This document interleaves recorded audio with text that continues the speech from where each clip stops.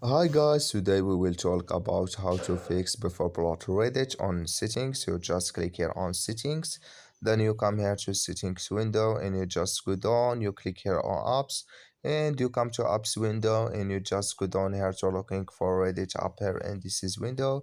You just go down, then you click here on Reddit and you come to Reddit app or app info. You click here on for stop, then you click here on OK and you just click here on storage, then you come to storage window.